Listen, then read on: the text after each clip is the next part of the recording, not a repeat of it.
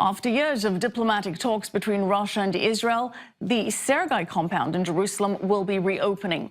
Now, it's a landmark that was built by the Russian Orthodox Church and the imperial family back in the 19th century.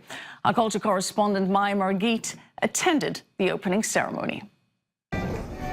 Jerusalem, city of gold, history, and secrets. This is Sergei's Courtyard, one of Russia's most important holy sites in Israel and part of a set of buildings known as the Russian Compound. After years of renovation under the Imperial Orthodox Palestine Society, or IOPS, the Courtyard is finally reopening its doors.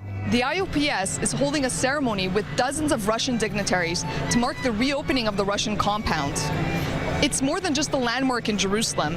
It's also symbolic of the Russian presence in Israel.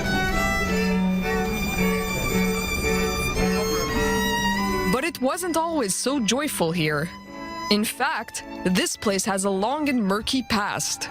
The IOPS and Russian imperial family helped build the compound over 100 years ago. Its original purpose? To serve Russian pilgrims traveling to the Holy Land. Yet with the Russian Revolution in 1917, the priests and staff were expelled, and Turkish soldiers from the Ottoman Empire took over. The Israeli government purchased it in the 1960s, and for years, the Agriculture Ministry had its offices here. Until 2008, that is. Following long negotiations, Israel returned the building to Russia after Russian President Vladimir Putin applied pressure. Sergei Stepashin, the chairman of the IOPS and a former Putin confidant, says it was a delicate situation.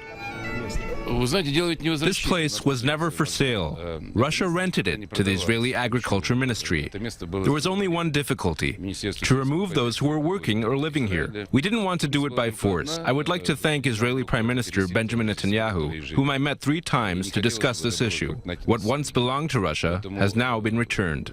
Zev Elkin is the Israeli minister in charge of Jerusalem affairs. He was born in the Soviet Union and emigrated to Israel in 1990. I think that the reopening of Sergei's Courtyard demonstrates the rich diplomatic ties between Israel and Russia. These are not just financial ties, they also show the deep cultural connection between the two countries.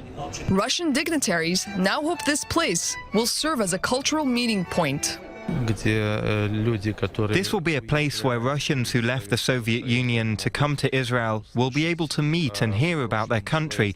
Also, reversely, where Israelis can come and learn about Russia's deeds in Israel. For years, there was much resistance within Israeli government circles to allowing the Russian government a major presence in the heart of Jerusalem.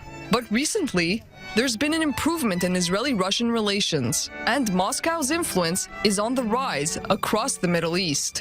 Next month, a 22-room hotel will open right here, not just for Russian pilgrims, but for the public as well. There will also be a museum and a library for those who wish to learn more about this compound's rich history. From Jerusalem, Maya Margit, I-24 News.